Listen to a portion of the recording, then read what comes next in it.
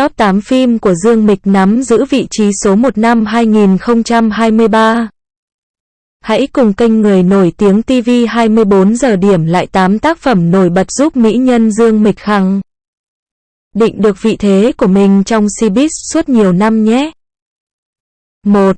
Phim Hộc Châu Phu Nhân. Hộc Châu Phu Nhân có nội dung xoay quanh 3 nhân vật chính là Phương Trư, Trần Vĩ Đình đóng, Hải Thị, Dương Mịch đóng, Đế Húc từ Khai Sính đóng.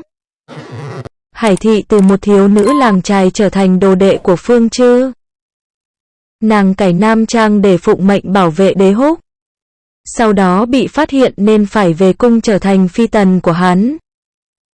Dù vậy, trong lòng Hải Thị vẫn chỉ hướng về Phương Trư. 2. Phim Phù Dao Hoàng Hậu. Phù Dao Hoàng Hậu cải biên từ tiểu thuyết xuất sắc cùng tên của nhà văn thiên hạ Quy Nguyên. Tiếp tục là một bộ phim truyền hình nổi tiếng của Dương Mịch. Nội dung phim xoay quanh nhân vật Phù Dao, Dương Mịch đóng, với hành trình đầy gian khổ khi phải thu thập mật lệnh của Ngũ Châu. Trong hành trình ấy, nàng gặp được Thái tử trưởng tôn vô cực Nguyễn Kinh Thiên đóng. Cùng nhau trải qua nhiều biến cố, họ nhận ra tâm ý của nhau và rồi ở bên nhau trọn đời.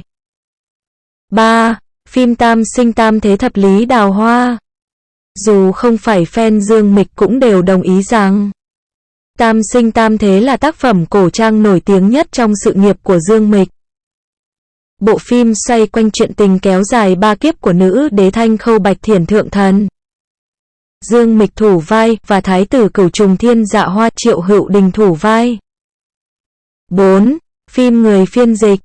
Người Phiên Dịch là bộ phim được chuyển thể từ tiểu thuyết cùng tên của tác giả Kỷ Viện Viện, Mậu Quyên. Thạc sĩ Kiều Phi, Dương Mịch thủ vai tốt nghiệp hệ tiếng Pháp với ước mơ trở thành một nhà phiên dịch nổi tiếng. Trong một lần tại Thụy Sĩ, cô vô tình gặp nhà phiên dịch thiên tài Trình Gia Dương, Hoàng Hiên thủ vai. Cũng từ đây, mối duyên phận giữa hai nhân vật dây dưa không dứt và họ nhận ra mình không thể sống thiếu nửa kia. 5. Phim Cổ Kiếm Kỳ Đàm. Chuyển thể từ game ăn khách cùng tên. Không ai có thể phủ nhận được sức nóng của bộ phim khi lên sóng vào thời điểm ấy. Câu chuyện của Cổ Kiếm Kỳ Đàm xoay quanh Bách Lý Đồ Tô, Lý Dịch Phong thủ vai chàng thiếu niên mang trong mình dòng sát khí với một cuộc chiến dài để tìm ra kẻ thù diệt tộc. Trong quá trình ấy, bên cạnh Đồ Tô luôn có bóng dáng, sự giúp đỡ của một Phong Tình Tuyết, Dương Mịch thủ vai. Phong Tình Tuyết là linh nữ U Đô với pháp thuật cao cường. Dù ở một thế giới tối tăm nhưng trái tim lại trong sáng ấm áp như ánh mặt trời. 6. Phim Cung Tỏa Tâm Ngọc. Lạc Tình Xuyên, Dương Mịch thủ vai, là một cô gái trẻ có sở thích xem truyện về phim đề tài vượt thời gian. Trong một lần tham gia triển lãm đồ cổ, cô đã bị thu hút và đuổi theo bức mỹ nhân đồ. Vì vậy mà cô xuyên không về thời nhà Thanh, bị cuốn vào những tranh chấp chính trị mà quyết liệt nhất là giữa Tư A Ca Dận Chân và Bát A Ca Dận Tự. Tuyến tình cảm của phim đồng thời cũng xoay quanh 3 nhân vật chính này. 7. Phim Tiên Kiếm Kỳ Hiệp 3.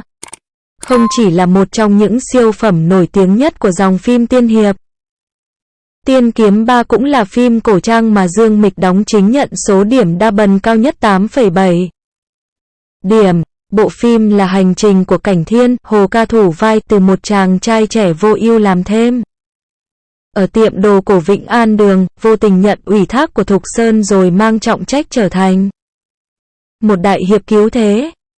Hành trình của Cảnh Thiên không chỉ là đi cứu thiên hạ mà còn là nhiều bài học đắt giá về sự trưởng thành của nhân vật này. 8. Phim Vương Chiêu Quân Truyền Kỳ. Vương Chiêu Quân là một trong tứ đại mỹ nhân nổi tiếng Trung Hoa bên cạnh Tây Thi, Điêu Thuyền, Dương Ngọc Hoàn. Xuất thân từ một cô gái thôn dã, nàng trở thành phi tần nhà Hán rồi lại bị đưa đẩy làm vật hòa thân giữa nhà Hán và Hung nô. Tuy vậy, với sắc đẹp và trí tuệ hơn người, Vương Chiêu Quân đã thành công trong việc duy trì mối quan hệ tốt đẹp giữa hai dân tộc Hán và Hung nô ở vùng biên cương phía Bắc.